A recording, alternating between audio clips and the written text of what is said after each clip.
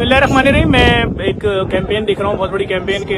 पहले कैंपेन चली कि गवर्नर साहब की वीडियो सामने आई जिसमें वो शोएब का बता रहे हैं कि भाई ये मेरे बाल काटने आता है, अच्छे बाल काटता है, आप लोग इससे रब्ता करें बाल कटवाने। फिर उसकी शोएब की वीडियो आती है सामने जिसमें शोएब कहता है कि गवर्नर साहब का कसूर क्या है, मैं गरीब आदमी हूँ, अगर उन्होंने मेरे बेताशा रिक्वेस्ट के ऊपर एक वीडियो बना दी और उसमें कह दिया कि भाई मेरे बाल शोएब काटता है, आप लोग भी इससे अगर कटवाना चाहें कटवा सकते हैं, अच्छे बाल काटता है, सस्ते बाल काटता है। बहुत बड़ी बात है, हैरत अंगेज बात है जिस तरह गवर्नर साहब ने कमाल काम किए, चाहे वो आम लोगों को, लाखों लोगों को अफ्तारियां कराई 30 दिन गवर्नर हाउस में बुला के, 5.5 लाख लोगों के टेस्ट लिए, कौन 3 लाख रुपए का कोर्स, $3,000 9 लाख का कोर्स कौन फ्री में करा रहे हैं, लाखों लोगों के टेस्ट लेकर उसके बाद उनको एडमिशन दिए, और जो लोग फेल हो गए उनको बोला तुम अपने घरों में पढ़ोगे, ऑनलाइन क्लासें तुम्हारी होंगी। 5.5 लाख लोगों को सिखा रहे हैं फ्री में। अगर वो आदमी किसी गरीब आदमी के लिए बोल रहा है कि भाई ये मेरे बाल काट के गया और इसको बाल कटवाने से कटवा लो, खुद नहीं उस शख्स ने रिक्वेस्ट की और फिर उस शख्स ने वीडियो भी डाली कि भाई क्यों मजाक उड़ा रहे हो, इनका क्या कसूर है। मुझ गरीब के लिए अगर इन्होंने बोल दिया, अभी यही किसी इंटरनेशनल ब्रांड की तारीफ करते, किसी को पूरे पाकिस्तान में बुरा नहीं लगता,